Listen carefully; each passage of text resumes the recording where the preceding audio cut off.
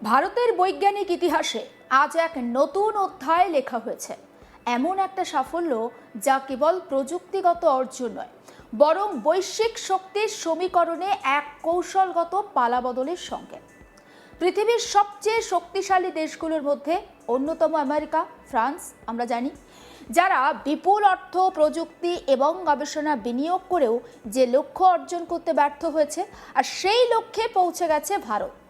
6 April রাত 8:30 নাগাদ তামিলনাড়ুর কালপাক্কামে নিঃশব্দে শুরু হয় এক বৈপ্লবিক পরিবর্তন। 500 MWE ক্ষমতা সম্পন্ন প্রোটোটাইপ ফার্স্ট ব্রিডার রিঅ্যাক্টর, সংক্ষেপে PFBR, প্রথমবারের মতো অর্জন করে ফার্স্ট ক্রিটিক্যালিটি। আর এই শব্দবন্ধের অর্থ শুধু প্রযুক্তিগত নয়, এটি একটি নিয়ন্ত্রিত, স্বনির্ভর পারমাণবিক চেন রিঅ্যাকশনের সূচনা, যা ভারতের শক্তির ভবিষ্যৎকে আমূল বদলে দিতে পারে। কিন্তু এই ঘটনা শুধু বিজ্ঞানীদের যে ল্যাবরেটরির সাফল্য নয়, এটি একটা নীরব যুদ্ধ জয়ও বলতে পারেন। একটি এমন যুদ্ধ যেখানে অস্ত্র নয়, প্রযুক্তি, গোলাবারুদ নয়, জ্বালানি আর সৈনিক নয়, বিজ্ঞানীরাই যে যুদ্ধের নেতৃত্বে থাকেন। বিশ্বে বর্তমানে বাণিজ্যিকভাবে ফার্স্ট ব্রিডার রিঅ্যাক্টর পরিচালনা করছে মূলত একটি দেশ, রাশিয়া। চীন এখনও এই প্রযুক্তিকে পূর্ণাঙ্গভাবে কাজে লাগানোর পথে প্রাথমিক পর্যায়ে রয়েছে। আর আমেরিকা, ফ্রান্স, জাপান, তারা একসময় এই প্রযুক্তিতে অগ্রণী থাকলেও নানান সমস্যার কারণে শেষ পর্যন্ত তারা পিছিয়ে যেতে বাধ্য হয়েছে। আর ঠিক এই প্রেক্ষাপটে ভারতের এই সাফল্য শুধুমাত্র প্রযুক্তিগত নয়, এটি একটি কৌশলগত অগ্রগতি যা বিশ্ব শক্তির ভারসাম্য বদলে দিতে পারে। প্রেস ইনফরমেশন ব্যুরোর তথ্য অনুযায়ী রিঅ্যাক্টরটি পুরোপুরি চালু হলে ভারত হবে বিশ্বের দ্বিতীয় দেশ যারা বাণিজ্যিকভাবে ফার্স্ট ব্রিডার প্রযুক্তি ব্যবহার করবে। বর্তমান বিশ্বের শক্তির জন্য যে যুদ্ধ চলছে তার কেন্দ্রে রয়েছে জ্বালানি, বিশেষ করে ইউরেনিয়াম, যা পারমাণবিক শক্তির মূল উপাদান। কিন্তু ভারতের সামনে বড় চ্যালেঞ্জ, দেশে ইউরেনিয়ামের মজুদ সীমিত। এই সীমাবদ্ধতাকেই শক্তিতে রূপান্তর করেছে কালপাক্কামের PFBR। এই রিঅ্যাক্টর এমনভাবে তৈরি যা ইউরেনিয়াম ব্যবহার করলেও ভবিষ্যতে থোরিয়াম ভিত্তিক জ্বালানির দিকে সরে যেতে পারে। আর এখানেই ভারতের সবচেয়ে বড় কৌশলগত সুবিধা, কারণ দেশের উপকূলবর্তী অঞ্চল, বিশেষ করে ওড়িশা, কেরল, অন্ধ্রপ্রদেশ এবং তামিলনাড়ুতে রয়েছে বিশ্বের অন্যতম বৃহৎ থোরিয়াম ভাণ্ডার। অর্থাৎ যেখানে অন্য দেশগুলো ইউরেনিয়ামের জন্য আন্তর্জাতিক বাজারের ওপর নির্ভরশীল, সেখানে ভারত ধীরে ধীরে নিজস্ব সম্পদের ওপর নির্ভরশীল হয়ে উঠছে। এটি শুধু জ্বালানি নয়, এটি আত্মনির্ভরতার যুদ্ধ। এবার প্রশ্ন হচ্ছে, কি এই ফার্স্ট ব্রিডার রিঅ্যাক্টর?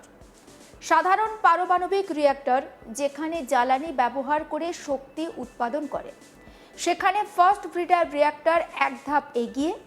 এটি যত জ্বালানি ব্যবহার করে তার চেয়েও বেশি নতুন জ্বালানি তৈরি করতে পারে। এই প্রযুক্তির মূল শক্তি এখানেই।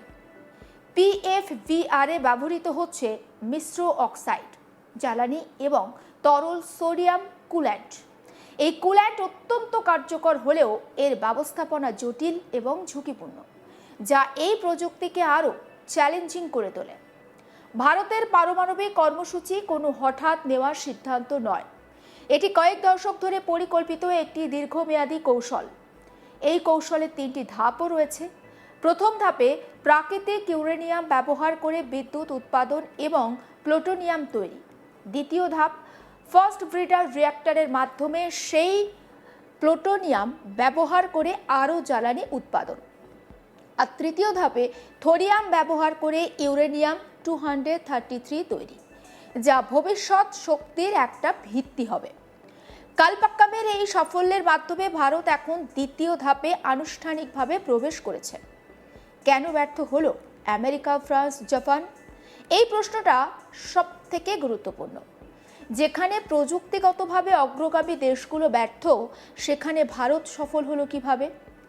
আমেরিকা 1960-এর দশকে ফার্মি 1 রিঅ্যাক্টর তৈরি করলেও 1966 সালে কুল্যান্ট ব্যর্থতার কারণে আংশিক তাদের মেল্ট ডাউন ঘটে। পরবর্তীতে ক্লিঞ্চ রিভার প্রকল্প 1983 সালে বাতিল হয়। অতিরিক্ত খরচ ও নিরাপত্তা উদ্বেগের কারণে সেটা বাতিল হয়। ফ্রান্স একেবারে সুপার ফেনিক্স প্রকল্প ছিল বিশ্বের সবচেয়ে বড় ব্রিডার রিঅ্যাক্টর, যেটা ফ্রান্সের ছিল, কিন্তু সোডিয়াম লিক, অগ্নিকাণ্ড এবং রাজনৈতিক বিরোধিতার কারণে এটি ব্যর্থতায় পর্যবসিত হয়। জাপান মঞ্জু রিঅ্যাক্টর 1995 অর্থাৎ 1995 সালে দুর্ঘটনার পর আর ঘুরে দাঁড়াতে পারেনি। দুই দশকে মাত্র 250 দিন চালু ছিল এবং শেষ পর্যন্ত বন্ধ হয়ে যায়। ভারতের সাফল্যের পিছনে কি কারণ? ভারতের এই সাফল্যের পিছনে রয়েছে তিনটি মূল শক্তি। এক হচ্ছে দীর্ঘমেয়াদী পরিকল্পনা, স্বনির্ভর প্রযুক্তি উন্নয়ন, ধৈর্য ও ধারাবাহিকতা। যেখানে অন্য দেশগুলো দ্রুত ফলাফল চেয়েছে, সেখানে ভারত ধীরে কিন্তু স্থিরভাবে এগিয়েছে। বর্তমানে ভারত প্রায় 4GW পারমাণবিক উৎপাদন করে। লক্ষ্য 2047 সালের মধ্যে 100GW।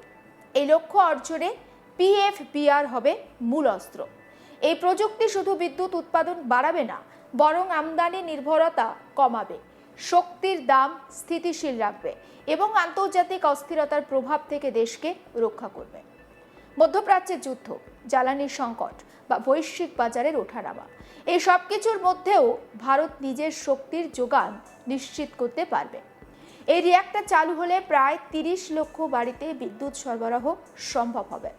কিন্তু এর প্রভাব এখানেই শেষ নয়।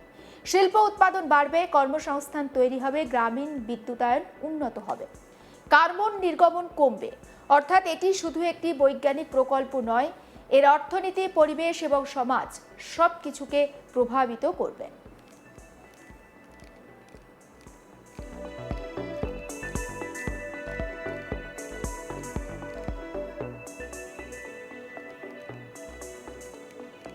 ভারত ইতিমধ্যে যে সাফল্য অর্জন করেছে, সেই সাফল্য কিন্তু একমাত্র অর্জন করতে সক্ষম হয়েছে রাশিয়া, জাপান, আমেরিকা, ফ্রান্স, বিশ্বের বড় বড় দেশ।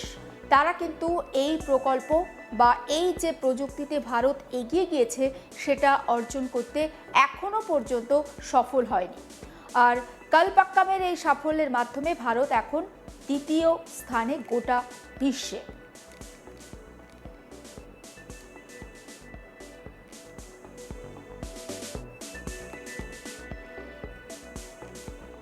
PFBR ব্যবহৃত হচ্ছে মিশ্র অক্সাইড জ্বালানি এবং তরল সোডিয়াম কুল্যান্ট। এই কুল্যান্ট অত্যন্ত কার্যকর হলেও এর ব্যবস্থাপনা জটিল এবং ঝুঁকিপূর্ণ, যা এই প্রযুক্তিকে আরও চ্যালেঞ্জিং করে তোলে। সমস্ত আপডেট পৌঁছে দেবো আপনাদের কাছে। অবশ্যই নজর থাকুক আজ তাক বাংলায়। সাবস্ক্রাইব করতে ভুলবেন না।